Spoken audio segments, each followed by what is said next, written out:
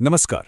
जब भी हम जासूसी या स्पाई मिशंस की बात करते हैं ना, तो हमारे दिमाग में अक्सर बड़े बड़े एक्शन सीन्स, हीरोइज्म और शानदार जीत की तस्वीरें आती हैं, है ना? लेकिन कभी किसी ने उस भयानक मनोवैज्ञानिक और भावनात्मक कीमत के बारे में सोचा है जो एक असली जासूस को चुकानी पड़ती है? आज हम बिल्कुल इसी अनसुने पहलू पर बात करने वाले हैं। सहमत खान की इस रोंगटे खड़े कर देने वाली कहानी के जरिए हम इस गहरे और छिपे हुए दर्द को समझेंगे। तो चलिए, बिना किसी देरी के शुरू करते हैं। इमेजिन कीजिए, रात के कोई 2 बज रहे हैं। पाकिस्तान की एक बिल्कुल सुनसान, खौफनाक और अंधेरी सड़क। वहां एक बूढ़ा नौकर अब्दुल अपनी जान बचाने के लिए बदहवास भागा जा रहा है, और उसके ठीक पीछे एक भारी भरकम फौजी ट्रक पूरी रफ्तार से उसका पीछा कर रहा है। लेकिन यह सबसे हैरान करने वाली बात यह है कि उस ट्रक के स्टीयरिंग व्हील पर कोई खूंखार सैनिक नहीं बैठा है, बल्कि एक जवान लड़की उसे चला रही है। सोचकर ही रोंगटे खड़े हो जाते हैं ना। तो यहाँ एक बहुत ही गहरा, झकझोर देने वाला सवाल उठता है। आखिर ऐसा क्या होता है कि एक देशभक्त को कातिल बनने पर मजबूर होना पड़ता है? वो लड़की जो उस रात ट्रक चला रही थी ना, वो समयत खान थी। कोई ट्रेंड प्रोफेशनल सैनिक नहीं, बल्कि भारत की एक ऐसी जासूस जो पाकिस्तान के एक रसूखदार परिवार में बहू बनकर रह रही थी। जरा सोचिए, इस एक रात, इस एक घटना ने उसके दिमाग पर कितना भयानक मनोवैज्ञानिक बोझ डाल दिया होगा। अब आते हैं हमारी कहानी के पहले हिस्से पर, एक पिता का भारी बोझ। आखिर सहमत इस खौफनाक मोड़ तक पहुंची कैसे? इस गहरे ट्रॉमा की शुरुआत को समझने के लिए हमें 1971 के उस बेहद तनावपूर्ण दौर में थोड़ा पीछे जाना होगा। देखिए, 1971 में हालात बिल्कुल बेकाबू हो चुके थे। भारत और पाकिस्तान के बीच टेंशन अपने पीक पर थी, और इसी बीच कश्मीर के एक जाने-माने बिजनेसमैन और जासूस हिदायत खान को पता चलता है कि उन्हें टर्मिनल लंग कैंसर है। अब उनके पास वक्त बहुत कम था, लेकिन उन्हें अपनी मौत से ज़्यादा एक बड़ा डर सता रहा था कि उनके जाने के बाद पाकिस्तान में भारत का स्पाई नेटवर्क पूरी तरह से ख़त्म हो जाएगा। बस इसी एक डर ने उन्हें श्रीनगर के एक अस्पताल में अपनी ही बेटी के सामने एक ऐसी गुजारिश रखने पर मजबूर कर दिया जिसने सहमत की पूरी जिंदगी पलट कर रख दी।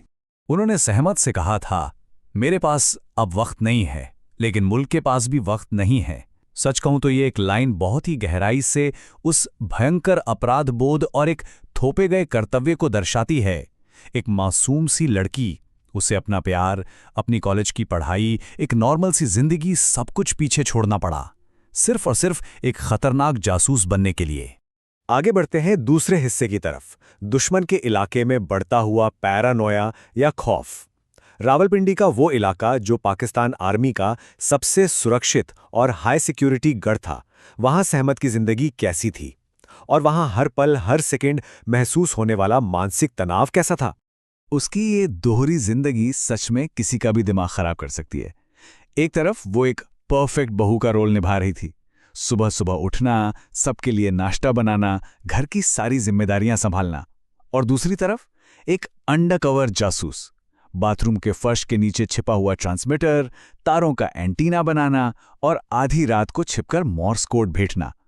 ये जो भयानक कॉग्निटिव डिसोनेंस था ना, मतलब जो आप दिखा रहे हैं और जो आप कर रहे हैं, उसके बीच का जमीन आसमान का फर्क, वो धीरे धीरे समत के दिमाग को अंदर ही अंदर पूरी तरह से खोखला कर रहा था। खैर, उसने जो काम किया वो कोई छोटी मोटी बात नहीं थी।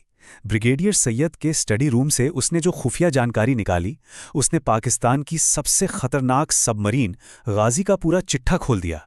उसने सारे कोऑर्डिनेट्स, रूट्स और तारीखें अपने दिमाग में याद कर लीं, जिसका सीधा निशाना हमारा आईएनएस विक्रांत था। उसके इसी दुस्साहस ने भारत की नौसेना की रणनीति को बचा लिया। लेकिन जरा उस भयानक प्रेशर के बारे में सोचिए, अगर वो एक पल के लिए भी चूक जाती, कोई छोटी सी भी गलती हो जाती, तो उसकी मौत बिल्कुल तय थी। और यही वो प्रेशर था जो हमें तीसरे हिस्से तक लाता है, द ब्रेकिंग पॉइंट। इसी लगातार रहने वाले तनाव ने आखिरकार एक ऐसा रूप ले लिया जहां से पीछे मुड़ना नामुमकिन था। चलिए वापस उसी रात वाले सीन पर चलते हैं, जहां उसका ये मानसिक तनाव एक कभी न मिटने वाले ट्रॉमा में बदल गया। घबराहट के उस चरम स्तर की कल्पना कीजिए। घर के उस पुराने वफादार नौकर अब्दुल ने बाथरूम में वो ट्रांसमीटर देख लिया था। मतलब सहमत का राज अब खुल चुका था और उसकी मौत दरवाजे पर खड़ी थी। पैनिक के उस खौफनाक माहौल में अपने मिशन और अपने देश को बचाने के लिए उसे एक ऐसा फैसला लेना पड़ा जिसने अंदर तक सब कुछ तबाह कर दिया। उसे उसी बेगुनाह नौकर को उस फौजी ट्रक से कुचलना पड़ा। कभी कभी इंसानियत भी मरती है। सच में इस एक घटना में सहमत को हमेशा के लिए तोड़ कर रख दिया। यहां सबसे अहम बात समझने वाली यह है कि जासूसी सिर्फ देशभक्ति और बहादुरी के बारे में नहीं होती। कई बार अपने देश को बचाने की खातिर आपको खुद अपनी ही इंसानियत की बलि चढ़ानी पड़ती है, और यही वो असहनीय जानलेवा बोझ था जिसे सहमत फिर कभी अपने सीने से नहीं उतार पाई। तो अब आते हैं कहानी के आखिरी हिस्से पर, अदृश्य घाव। दिसंबर 1971 में उनका मिशन तो खत्म हो रहा था, लेकिन इस मिशन ने सहमत के दिमाग पर जो गहरे और न दिखने वाले घाव छोड़े थे, उनका असली असर दिखना तो अभी बाकी था। दिसंबर 1971 आते आते मेजर महबूब को सहमत पर शक होने लगा था। हालात बिगड़ते देखकर रॉ ने बिना एक पल गवाए उसे वहां से निकालने का फैसला किया। वो अपने पति इकबाल को सच बताए बिना कोई अलविदा कहे बस रातों रात वहां से निकल गई। और जब उसने वापस भारत की धरती पर कदम रखा ना, तो वो सीधे घुटनों के बल गिरकर फूट फूट कर रोने लगी। और आप यकीन मानिए, वो आंसू सिर्फ मिशन की कामयाबी की खुशी के नहीं थे, वो एक बेहद गहरी भयानक मानसिक थकान और पूरी तरह से टूट चुके एक इंसान के आंसू थे। जंग खत्म होने के बाद की उसकी असली दुनिया कुछ ऐसी दिखती थी। गहरा डिप्रेशन, समाज से पूरी तरह कट जाना और डरावने सपने जो उसका पीछा नहीं छोड़ते थे। रात होते ही अब्दुल का वो मासूम चेहरा, महबूब की मौत और इकबाल का वो टूटा हुआ भरोसा, ये सब उसे अंदर से खाए जा रहे थे। आप देखिए, उसने कभी कोई इंटरव्यू नहीं दिया, कभी स्टेज पर जाकर कोई अवार्ड नहीं लिया। भारत की सबसे बड़ी जासूसों में से एक होने के बावजूद वो बस एक गहरे खामोश अंधेरे में खो गई। तो यहां पर हमारे सामने दो बिल्कुल अलग अलग सच्चाइयां खड़ी हैं।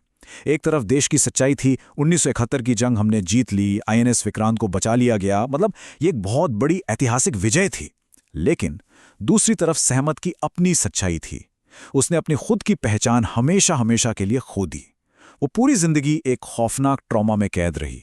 उसका वो दर्द बिल्कुल खामोश था, जिसका कभी किसी ने जश्न नहीं मनाया। एक बड़ी जियोपॉलिटिकल जीत की व्यक्तिगत कीमत कितनी भयानक हो सकती है, यह इसका सबसे जीता जागता और कड़वा सबूत है। और इसी के साथ हम आज की इस चर्चा के अंत पर आते हैं, लेकिन एक ऐसे सवाल के साथ जो शायद हम सबको सोचने पर मजबूर कर देगा। जब इतिहास की किताबें सिर्फ बड़ी बड़ी जीतों का जश्न मनाती हैं, तो पीछे छूट गई उन गुमनाम और मिट चुकी पहचानों का बोझ आखिर कौन उठाता है?